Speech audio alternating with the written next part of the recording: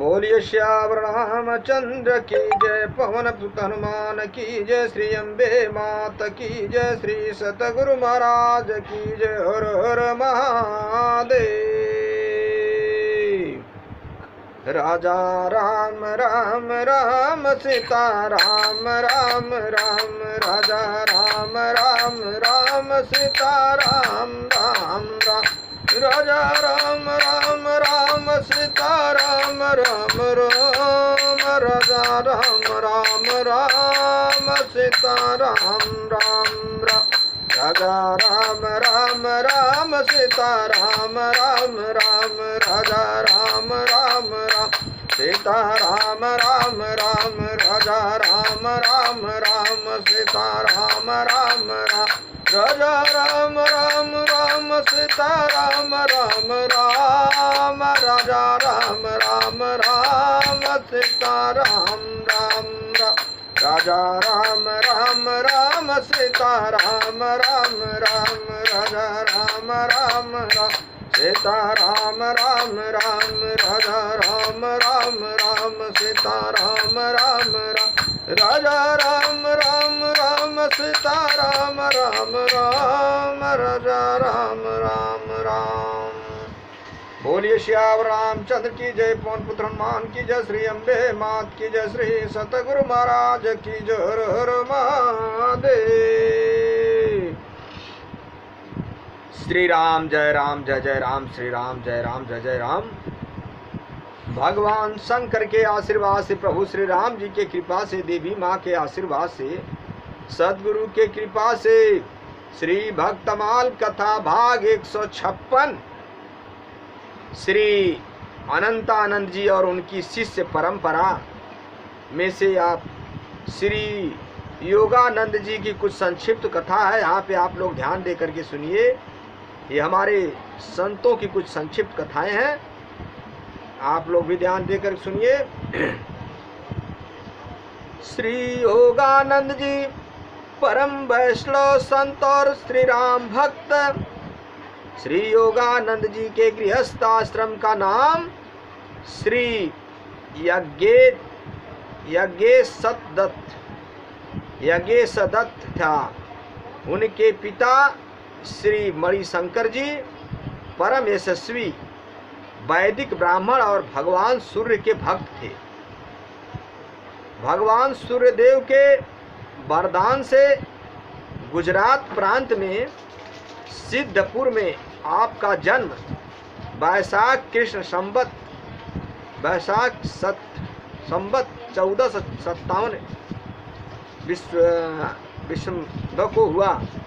चूँकि आपका जन्म मूल नक्षत्र में हुआ था, अतः ज्योतिषियों के परामर्श से श्री मणिशंकर जी ने पुत्र यज्ञेश का 1 वर्ष तक मुख नहीं देखा और इस अवधि में तीर्थयात्रा करते रहे। हो नहार बिरवान के होत चिकने पात वाली कहावत है। बालक यज्ञेश पर सर्वथा लागू रही। आप बचपन से ही दीपक की लौ को टकटकी लगा कर देखा करते थे, जो इनके आगे चलकर सिद्ध योगी बनने का संकेत थी। श्यावर रामचंद्र की जय। बचपन में आपके नेत्र सदैव अर्ध नीमी लीला अवस्था में ही रहा करते थे। ऐसा लगता था कि जैसे कोई योगी समाधि अवस्था में हो। एक दिन पास के ही बगीचे में एक संत मंडली का आगमन हुआ। बालक यज्ञेश भी माता पिता के साथ संतों का दर्शन करने गए। संतों का दर्शन करने के बाद यज्ञेश के नेत्र स्वाभाविक रूप से खुलने लगे। 9 वर्ष की अवस्था में बालक यज्ञेश का यज्ञोपवीत हुआ और वे पंडित श्री नाथ जी महाराज की पाठशाला में विद्या अध्ययन करने लगे। बालक यज्ञेश विलक्षण प्रतिभा संपन्न थे। सियावर रामचंद्र की जय। उनकी अद्भुत प्रतिभा को देखकर श्रीनाथ जी ने उन्हें काशी जाकर विद्या अध्ययन करने का परामर्श दिया। बालक यज्ञेश ने गुरु उपदेश को स्वीकार कर काशी में पंडित नारायण भट्ट जी की पाठशाला में न्याय वेदांत का अध्ययन करना शुरू किया। थोड़े ही दिनों में आपकी गणना काशी के प्रतिष्ठित पंडितों में होने लगी। इनके बाद आप योग का अभ्यास करने लगे और इस क्षेत्र में भी आपको अद्भुत सफलता मिली और आप लंबी अवधि की समाधियां लगाने लगे। यहाँ तक कि आप 17 महीने तक लगातार समाधि अवस्था में रहे। सियावर रामचंद्र की जय। काशी में ही आपका विवाह एक सुशीला ब्राह्मण कन्या से हो गया और आपका गृहस्थ जीवन सुखपूर्वक बीतने लगा। परंतु आपका जन्म तो धर्म प्रचार और जीवों को भगवत सम्मुख करने के लिए हुआ था। अतः गृहस्थ जीवन अधिक समय तक न चल सका और अर्धांगिनी का परलोक गमन हो गया। इस घटना ने आप में संसार के प्रति वैराग्य भाव को जन्म दिया और अपने पत्नी की अंत्येष्ट क्रिया करके सब धन संपत्ति ब्राह्मणों को दान कर दी।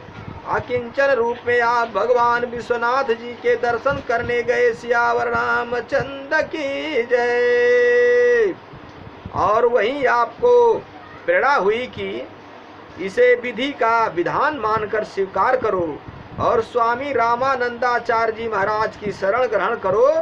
श्री यज्ञेश जी मंदिर से सीधे श्री रामानंदाचार्य जी महाराज की शरण में आए और उनका शिष्यत्व ग्रहण किया। श्री स्वामी जी ने कृपा पूर्वक आपको श्री राम मंत्र का उपदेश दिया और यज्ञेश दत्त के स्थान पर आपका नाम योगानंद रख दिया। श्री स्वामी जी की आज्ञा से श्री अनंतानंद जी ने आपको प्रधानत्र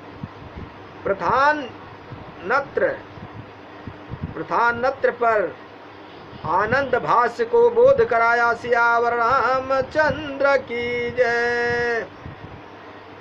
प्रस्थान यत्र पर आनंद अभ्यास का बोध करा।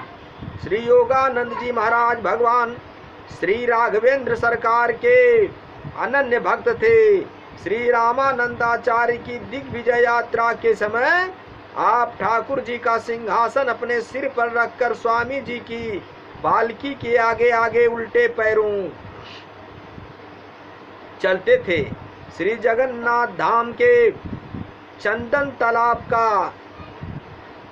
आपने जीर्णोद्धार कराया और उसे जल पूर्ण किया।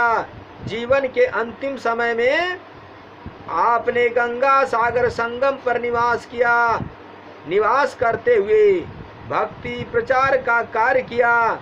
श्री योगानंद जी महाराज कहा करते थे कि भक्त को पतिव्रता स्त्री और चातक की तरह भगवान श्री राम के प्रति अनन्य भक्ति रखनी चाहिए। सियावर रामचंद्र की जय। यहाँ पे कुछ श्री रामानंदाचार्य जी के संक्षिप्त में कथा श्री गणेश जी की है, छोटी सी, आप लोग सुनिए। श्री गणेश जी स्वामी रामानंदाचार्य जी के 12 प्रधान शिष्यों में एक श्री अनंताचार्य जी महाराज के शिष्य थे। भगवत भक्ति के प्रचारार्थ आप भगवान के नाम गुण का कीर्तन करते हुए विचरण करते थे। एक बार की बात है, आप भ्रमण करते हुए एक गांव के निकट पहुंचे और इमली के एक सूखे वृक्ष के नीचे स्वच्छ समतल स्थान पर बैठ गए। वहीं भगवान का ध्यान करते हुए आपको समाधि लग गई। उस गांव में एक वैष्णव द्वेषी व्यक्ति निवास करता था। उसने जब आपको देखा तो आपका उपहास करने लगा।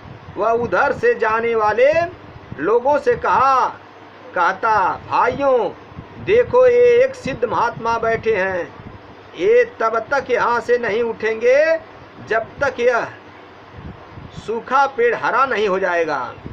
इस प्रकार वह वैष्णव द्वेषी व्यक्ति श्री गणेश जी की हंसी उड़ा रहा था, परंतु गणेश जी को क्या, वे तो निर्विकार भाव से अपने इष्ट देव के स्वरूप चिंतन में मग्न थे। उन्हें ब्रह्मा जगत का ज्ञान ही कहा था, परंतु सर्वज्ञ परमात्मा से अपने भक्त का अपमान न देखा गया। उन्हें श्री गणेश जी की महिमा का ख्यापन करने के लिए उस सूखे इमली के वृक्ष को हरा भरा कर दिया। फिर क्या था, अभी तक जो जन समुदाय उनकी हंसी उड़ाने के लिए एकत्र हुआ था, वही अब उनकी जय जयकार करने लगे। सियावर रामचंद्र की जय। अपने दाव को उल्टा पढ़ते देख वह वैष्णव देशी व्यक्ति क्रुद्ध हो गया। उसे लगा कि अब तो इस वैष्णव संत का प्रभाव जम गया। उसने अपने तांत्रिक गुरु से अनुमति लेकर अभिचार कर्म द्वारा श्री गणेश जी पर मारण प्रयोग किया, परंतु उस मूर्ख को यह नहीं ज्ञात था कि सच्चे वैष्णव संतों की रक्षा में भगवान श्री हरि का सुदर्शन चक्र सतत नियुक्त रहता है। उस दुष्ट का मारण प्रयोग श्री गणेश जी का तो कुछ नहीं बिगाड़ सका, परंतु उससे उल्टे उसके तांत्रिक गुरु की ही मृत्यु हो गई। अब तो वह बहुत ही घबराया और आकर श्री गणेश जी के चरणों में गिर पड़ा। श्री गणेश जी तो संत हृदय थे, तुरंत ही द्रवित हो गए और उसे अभय दान देते हुए उसके गुरु को भी पुनर्जीवित कर दिया। उनके इस प्रभाव को देखकर उस क्षेत्र का समस्त जन समुदाय उनका शिष्य बन गया। इस प्रकार आप वैष्णव धर्म का प्रचार प्रसार करते हुए सदा विचरण किया करते थे। सियावर रामचंद्र शंकर जी उमापति महादेव की जय। मेरे भाइयों, मेरे मित्रों, मेरे बंधुओं, ईश्वर सत्य है, जगत मिथ्या है। कहीं भी कैसे भी हरि की पूजा करें, हरि का ध्यान करें, चिंतन करें, भगवान की भक्ति करें, अपने जीवन का कल्याण करें, निश्चय ही भगवान आपका साथ देंगे। भगवान कृपा करते हैं, सदैव भक्ति की रक्षा करते हैं। भगवान सदैव भक्तों के पीछे पीछे रहते हैं। सिर्फ भगवान को याद करो, भगवान का भजन करो, अपने जीवन का कल्याण करो, भक्ति को आप सर्वोपरि रखें, सारा कार्य बाद में। श्यावर रामचंद्र शंकर जी उमापति महादेव की जय। श्री सद्गुरु महाराज की जय। कथा विसर्जन होत है, सुनहु पवन कुमार राम लखन सीता सहित मुँह पर करहूँ कल्याण।